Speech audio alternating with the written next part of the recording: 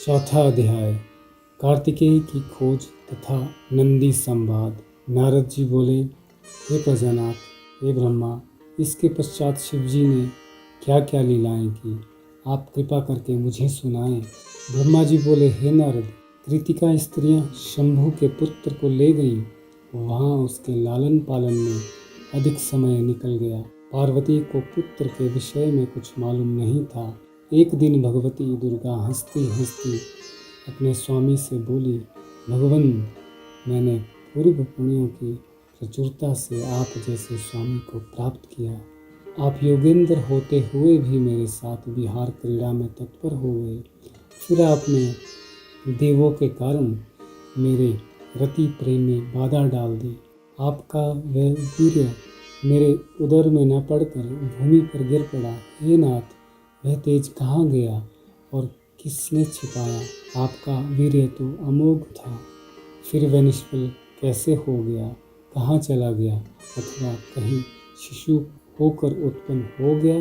पार्वती के वचन सुनकर भगवान शिव हंसे और देवों, मुनियों और ब्रह्मा विष्णु आदि सब देवों को बुलाकर बोले, हे देवों, पार्वती के वचनों के आधार पर मैं तुमसे पूछता हूँ, मेरा अमोघ वीर्य कहाँ गया? किसने छिपाया? सच सच बताओ, नहीं तो तुम सब दंडनीय समझे जाओगे। और सुनो, जो राजा प्रजा का हंता और भक्षक है वह शासन के योग्य नहीं है। वे शिव के वाक्य सुनकर एक दूसरे की ओर देखने लगे। वे क्रम से बोलने लगे, अपनी सफाई देने लगे। तब जैसे जैसे वे वीर्य जहाँ जहाँ गया और जैसे जैसे वे कृतिकाओं द्वारा पालित हुआ, वह सब वृत्तांत देवताओं ने भगवान शंकर को बतलाया। हे नारद, वीर्य से पुत्रोत्पत्ति का वृत्तांत मैंने सविस्तार तुम्हें पिछले अध्याय में बतला ही दिया है। तत्पश्चात देवताओं से वीर्य के प्रसंग को सुनकर भगवान शंकर अत्यंत प्रसन्न हुए तथा उन्होंने ब्राह्मणों को अनेक दक्षिणाएं दी। पार्वती जी भी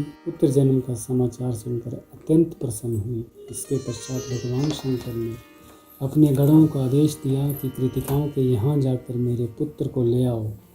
गणों ने जाकर कृतिकाओं के भवनों को चारों ओर से घेर लिया। कृतिका उनको देखते ही भयभीत हो गई और अपने दुलारे पुत्र कार्तिक से बोली, बेटे, असंख्य सैनिकों ने हमारे स्थान को घेर लिया है, अब हम क्या करें, कहाँ जाएं? बड़ा भय हमारे सामने उपस्थित हो गया है। कार्तिक ने कहा, माताओं, मेरे रहते हुए आपको क्या भय है?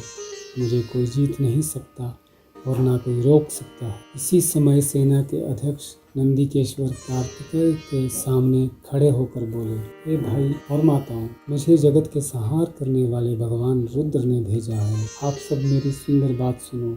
देखो, कैलाश पर्वत पर समस्त देव, ब्रह्मा, विष्णु, शिव आदि उपस्थित हैं। वहाँ भगवती पार्वती ने सभा में भगवान शंकर को संबोधित करके तुम्हारी खोज के लिए हम सबको भेजा है। अब तुम कैलाश भूमि पर चलो, भगवान शिव देवों के साथ तुम्हारा अभिषेक करेंगे।